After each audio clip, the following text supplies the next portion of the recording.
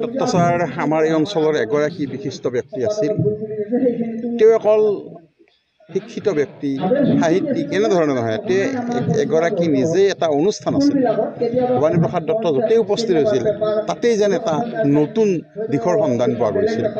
কি সাহিত্য, সংস্কৃতি বা কৃষ্টি যিকোনো অনুষ্ঠানৰ লগত তেওঁ জড়িত আছিল আৰু তেওঁ সমাজখন আগবঢ়াই নিছিল।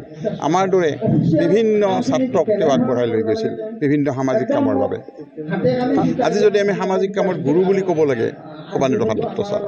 গতিকে আমি অষ্টমমান শ্ৰেণীতে তেওঁক লগ পাইছিলোঁ। তেতিয়াৰ পৰা আমি একেবাৰে তেওঁ চলা ফিৰা কৰিব পৰা অৱস্থালৈকে পিতৃ সদৃশ মনোভাৱেৰে গ্ৰহণ কৰিছিলোঁ আৰু দিহা পৰামৰ্শ লৈছিলোঁ।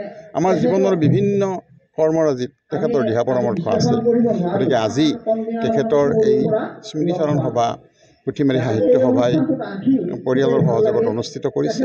আমি সাহিত্য সভাৰ সভাপতিকে মুখ্য কৰি সকলোকে কৃতজ্ঞতা জনাইছোঁ, পৰিয়ালক কৃতজ্ঞতা জনাইছোঁ।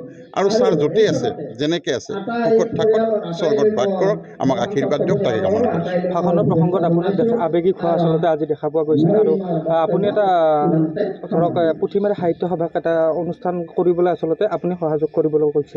আপুনি মই নিজেও পুথিমাৰী সাহিত্য সভাৰ প্ৰাক্তন সম্পাদক কৰ্মী, গতিকে ময়ো এই কথাৰ লগত জড়িত থাকিম আৰু নিশ্চয় বিভিন্ন শিক্ষানুষ্ঠানত ভৱানী প্ৰসাদ দত্তৰ লগতে আমাৰ এই অঞ্চলত যিসকল বিশিষ্ট ব্যক্তি আছে তেওঁলোকৰ জীৱনী আমি তুলি দিম।